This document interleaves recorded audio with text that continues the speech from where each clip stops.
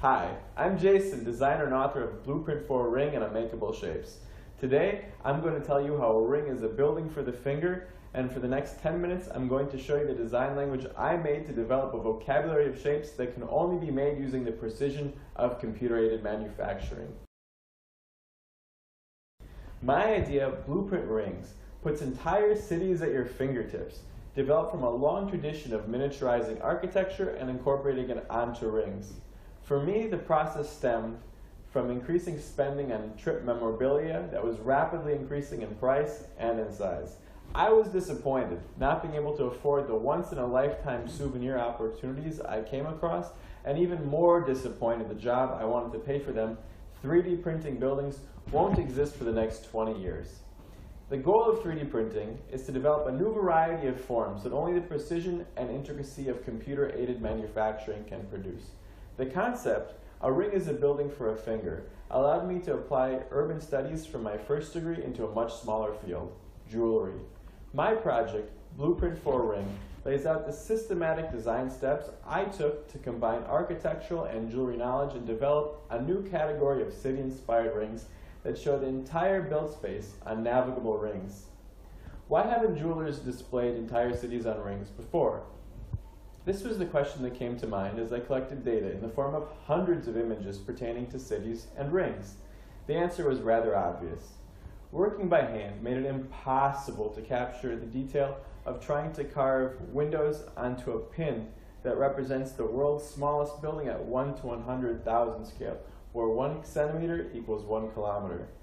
As I analyzed the images, I noticed 11 major morphological trends jewelers followed and discovered that existing city-inspired rings focus only on one or more famous architectural landmarks and never the city as a whole. Conversely, attempts to show the map of the city were flat cutouts, leaving the streets and showed nothing of the built space. My innovation is the design language that combines map and built space into forms associated with ring design. During the construction phase, I produced rings that incorporated the innovative forms into a fashionable aesthetics that approximate aerial views. Inspiration was easy to find. My first project was a big smash, literally. I found a model of the bazaar in Istanbul and placed it onto a bracelet. I printed it in plaster and dramatically smashed it.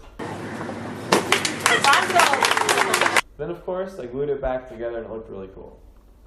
Recalling my lunchtime walks through the old city of Jerusalem, where I walked daily, mapping by hand every nook, shook, alley, and intersection, admiring the labyrinth of place that is so rich in history and spirituality. I was fascinated by the organic flow of the city plan and focused on using that geometry to express the place. Using a technique that became a standard, I looked at countless maps and plans of the city, finding one from National Geographic that showed the perimeter of every building, and used that to model the entire old city. Then I inserted it where a stone would be placed on a ring, and the city had become the stone, and the repeating geometry of the model was as eye-catching as any crystal. Several rings later, I had enough work to analyze my own ideas, and I used them to expand my growing concept from theory into a design language that I or anyone could use as a template for making blueprint rings. Beginning with traditionally studied urban analytical system, like Kevin Lynch's image of a city, a 5-element evaluation of cities, I extrapolated from my own experience 4 elements that are consistent with every city, such as topography, icon, map, and element, an acronym affectionately called TIME. Using the little terminology of urban planning is ill-suited to the field of jewelry, so the elements needed a metaphorical transformation to be compatible on rings.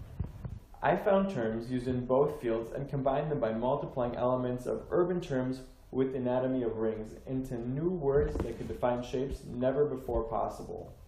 I mixed them into a matrix and came out with combinations like topography plus icon, map plus element. But what did this mean? At this point, I wasn't sure either, and so began a dialogue between urban vocabulary and jewelry terms. Both rings and cities have bridges. Okay, how do they relate? Can a ring bridge the finger? What part of the finger needs bridging? The band. What about my matrix? How does that relate? Well, bridges are icons that go across topography. So there it was. Topography plus icon equals bridge would take the form of a band on blueprint rings. What else was there? The miniaturization of cities' built space gave them a fractal appearance and looked very crystalline. So they could be called urban crystals and refer to the whole map. Map, another one of my elements, plus all these little elements, and together, another term in the matrix. Sky gems were next, short for skyscrapers, and are the extra detailed icons around the map of the city. Rail. On a ring, it supports the setting. Why I wanted to set urban crystals. And in a city, rail is part of the transportation system, otherwise known as a network. You see how this went, and after a lot of brainstorming, 6 terms emerged from the matrix. These terms form the vocabulary of blueprint rings, each corresponding to a specific part of the ring and making a template for transforming cities into rings. New York ring was the first to incorporate blueprint for rings' entire vocabulary from the initial design phase and clearly shows the formations. Sounds easy, right?